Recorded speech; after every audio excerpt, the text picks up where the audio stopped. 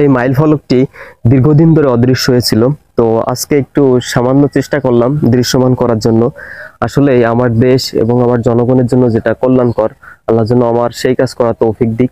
আপনারা সবাই আমার জন্য দোয়া করবেন এবং ভালোবাসা দিবেন, যাতে পরবর্তী সময়ে এর থেকে ভালো ভালো কাজ করতে পারি। দেশটা কিন্তু আমাদের সবার এবং দেশটা ভালো রাখার দায়িত্বও কিন্তু আমাদের সবার। কিন্তু আসলেই সত্যি বলতে এগুলো দেখার মতো আসলে কেউ নেই। দেশে কিন্তু অনেক অনেক নামি দামি লোক আছে, অনেক অনেক ভালো ভালো দায়িত্বশীল লোক আছে, যেখানে তাদের দায়িত্ব থেকে এবং এই কাজগুলো করাইতে পারে। কিন্তু আসলেই আমাদের দেশে তো প্রত্যেকটা ঘরে ঘরেই নেতা বলতে গেলেই চলে, নেতার কিন্তু অভাব নেই। কিন্তু আসলে এই দেশটা ভালো রাখার দায়িত্বের কাজ কয়জনই বা করে? সবাই শুধুমাত্র কিছু না করেই তার অর্জনটা অর্জন করতে চায়।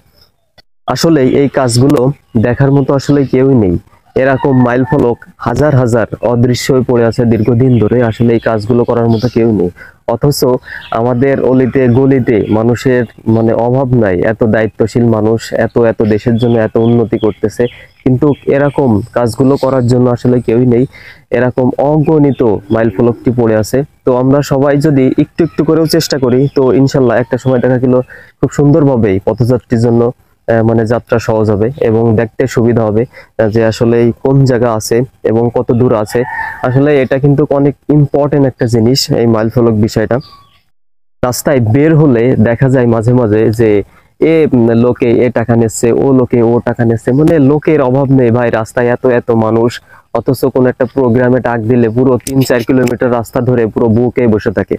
অথচ এই কাজগুলো করার জন্য একটা মানুষকেও খুঁজে পাওয়া যায় না আজও পর্যন্ত, যে রাস্তার উন্নতির জন্য কাজ করতেছে এবং এরকম অদৃশ্য মাইল ফলকটি দৃশ্যমান করে দেওয়ার চেষ্টা করতেছে। এরকম লোক কতজনই বা আছে। অথচ দেশের জন্য এবং দেশের মানুষের জন্য এরকম বক্তব্য দেওয়ার জন্য কিন্তু অ্যাভেলেবেল লোক আছে, যে এরা বক্তব্যের জন্য ফার্স্ট, এরা রাস্তায় সংগ্রাম করার জন্য